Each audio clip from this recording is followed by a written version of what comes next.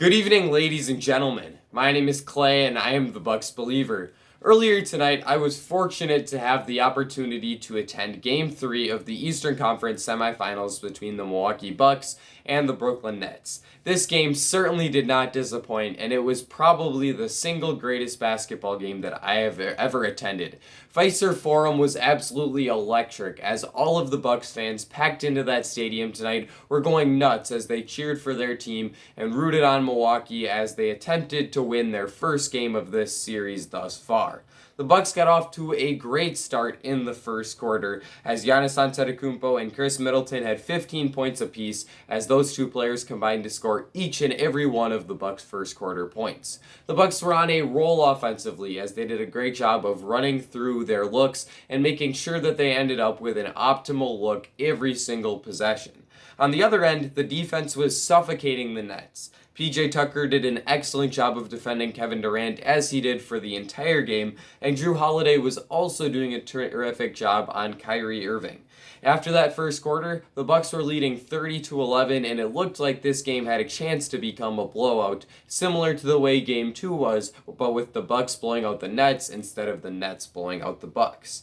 Unfortunately for Milwaukee, the Nets came storming back in the second quarter. Brooklyn found a lot of success running the pick and roll with Kevin Durant as the ball handler and Bruce Brown as the screener. Durant had 3 assists to Brown in that quarter alone, and Brown did an excellent job of knocking down his floater over Brook Lopez.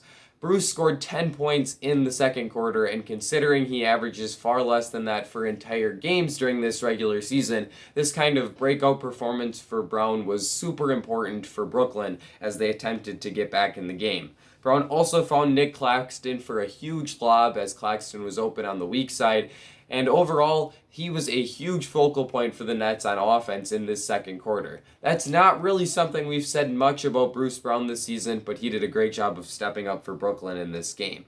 On the other end, the Bucks' offense absolutely fell apart in the second quarter. They continually forced shots up over and over again in isolation, and they just could not get those shots to foul. Giannis Antetokounmpo in particular settled for far too many jump shots, and he had a really hard time getting those shots to fall, particularly his three-pointers in this game, so Brooklyn was satisfied every time he settled for a jumper. Fortunately, a few key Bobby Portis putbacks at the end of that second quarter allowed Milwaukee to enter halftime ahead, but the Nets' second quarter run allowed them to cut the Bucks' halftime lead to just 3 points, despite Kevin Durant really struggling to a 2-for-10 shooting performance in that first half. The first half was a game of runs. Milwaukee landed the first blow in the opening quarter, and Brooklyn answered quickly in the second quarter. However, the second half was much closer than that first half. I actually can't recall any leads of more than 4 points for either team. Both teams traded blows throughout the third quarter and for the most part of the fourth quarter until the Nets called timeout with 3 minutes and 10 seconds remaining and the game tied at 76. This was preceded by a 3-minute stretch where both teams went scoreless, so obviously both of these teams were on their A game defensively. After that timeout, Kevin Durant and Khris Middleton started dueling.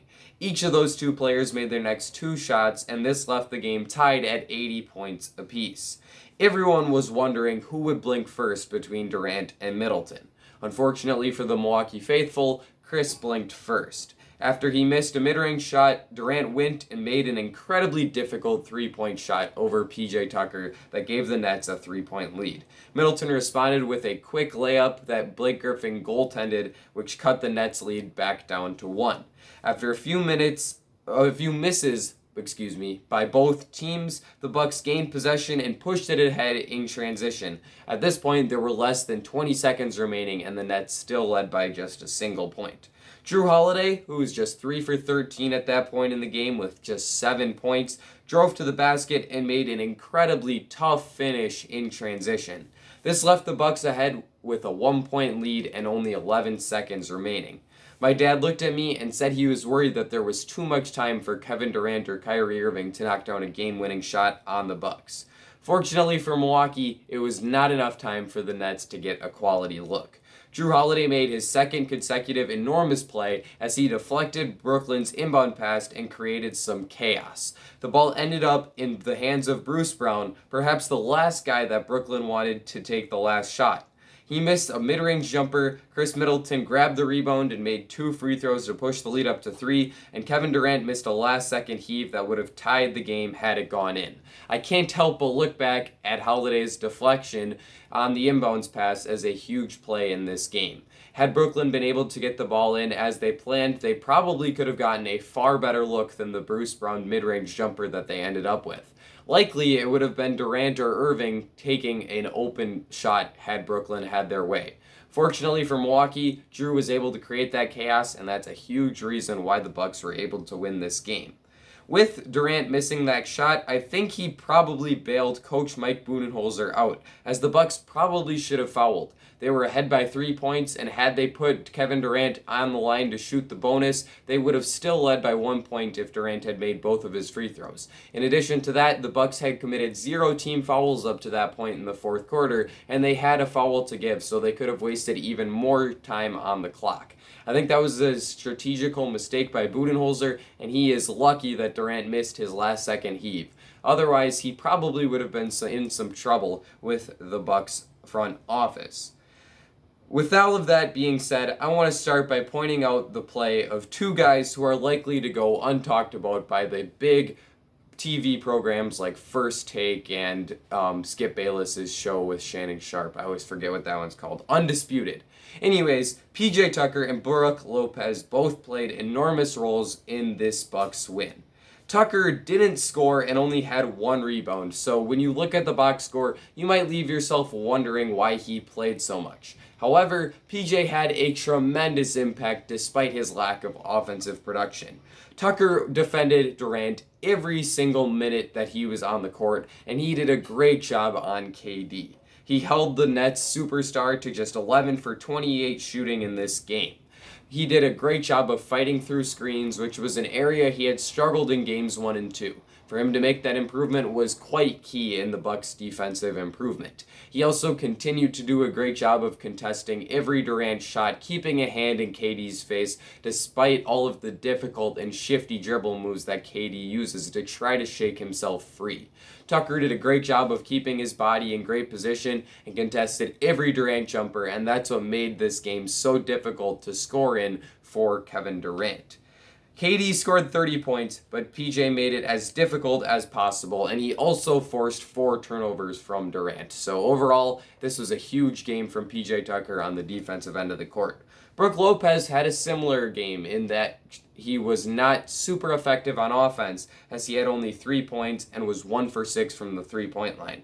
However, he was terrific on the defensive end of the court, particularly in the second half. He did a great job of providing that backline defense for the Bucks that he provided last year, where he made all defense, and this year where he took a bit of a step back but was still very effective. He did a great job, number 1, as a help defender. Lopez had 6 blocked shots in this game, and he did a great job of swallowing up the Nets drivers every time they were able to beat their guy one-on-one. Brook did a great job of making it very difficult for Brooklyn to score at the rim, and he really limited what they were able to do in that capacity. He also did a nice job of adjusting in the second half. As I talked about, in the second quarter, Bruce Brown kind of went off on the Bucks as he had 10 points and was the beneficiary of a bunch of Kevin Durant dump-off passes as he made floater after floater over a Brook Lopez that did not contest his shots. In the second half, Lopez adjusted a little bit as he stepped up further on the screen, did a better job of both contesting the jump shot of the pick-and-roll ball handler and the floater that Brown attempted after he made his catch and shoot. That adjustment from Lopez was huge for the Bucks, and that, along with his help defense, shows just how important he was to this Bucks defensive scheme. He also stepped up and had a huge game as a rebounder as he grabbed 11 boards. That's enough said, though, about those 2 role players. They did a great job, but they're far from the primary reasons why the Bucks were able to win this game. That has to be the stars, especially Khris Middleton, who stepped up and played easily his best game of the playoffs so far. In this game, Khris had 35 points and 15 rebounds while shooting 12 for 25 from the field, 3 for 6 from the three-point line, and 8 for 9 from the free throw line. Middleton made so many difficult shots in this game, and it was imperative that he do so as Milwaukee struggled to get anything going when the ball wasn't in his hands. He ran all kinds of pick and roll actions with Giannis Antetokounmpo, and he was able to create a lot of open looks for himself in the mid-range off of those actions. He also did a great job of generating space for himself off of mismatches as he continually punished every single time Brooklyn switched a smaller guard onto him. He also made some really difficult shots over Brooklyn's preferred defenders as he knocked down a few really difficult ones over Kevin Durant, especially in the first quarter where Durant was guarding Middleton for part of the time and he was able to sauce him up a little bit and knock down some difficult three-point jump shots. This was a huge game from Khris, and he really stepped it up in the fourth quarter where he made some huge shots for Milwaukee to really ice this game. Or I guess not to ice the game, but at least to keep them in it. He also was reliable from the free throw line, and that's an area that a lot of the other Bucks struggled in. So with that being said, let's move on to Giannis Antetokounmpo. Giannis had another great statistical game, scoring 33 points and grabbing 14 rebounds in this one, while shooting 13 for 23 from the 2-point line. Giannis was really effective in this game when the Bucks were using him as a roller/cutter.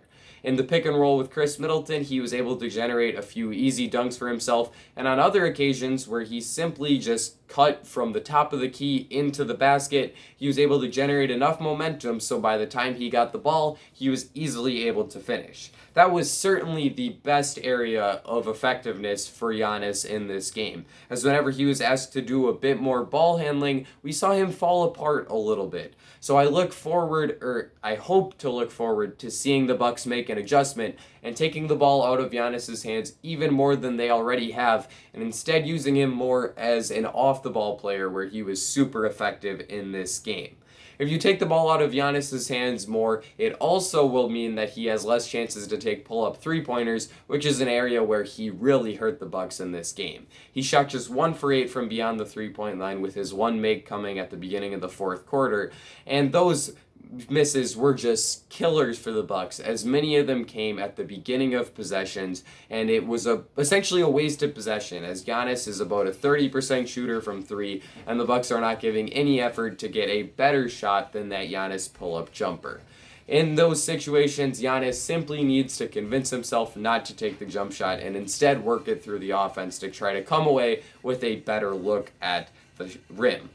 Giannis also needs to do a better job of making his free throws, as once again he really struggled in that area. I thought Giannis had taken a huge step forward as he shot 74% from February to the end of the regular season, but so far in the playoffs he's back to his regular struggling ways. In this game he was 4 for 9 from the line, and on his 10th free throw he was called for a 10-second violation, which was much to the bewilderment of many Bucks fans. Giannis needs to do a better job with those free throws, and he needs to eliminate the three-point shooting from his game. If he can do both of those things, I think we could see him play much better than he did already. And considering this was a 33-point, 14-rebound double-double for Giannis, that's already a pretty high level of play that he is at. The third and final member of the Bucks' Big Three is Jrue Holiday.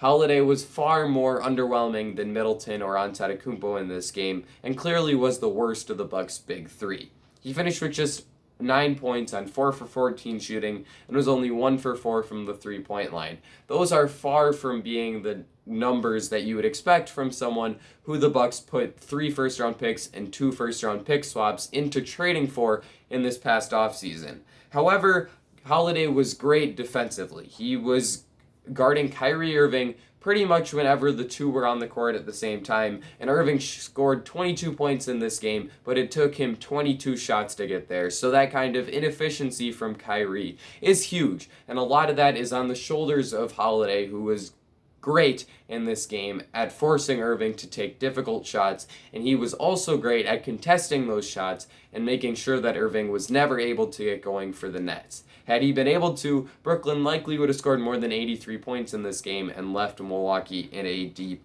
hole. Holiday also made those 2 huge plays at the end of the game that I talked about before, both with his game-winning layup and with his, once again, game-winning deflection. So I don't think I need to say much more about Drew. He was absolutely worth everything the Bucks gave up in that trade, and despite him not having the best game tonight, he still made a huge positive impact for the Bucks in the end. The Bucks did get a little lucky in this game. Joe Harris led the NBA in the three-point shooting percentage category this year, shooting 46.4% from beyond the arc.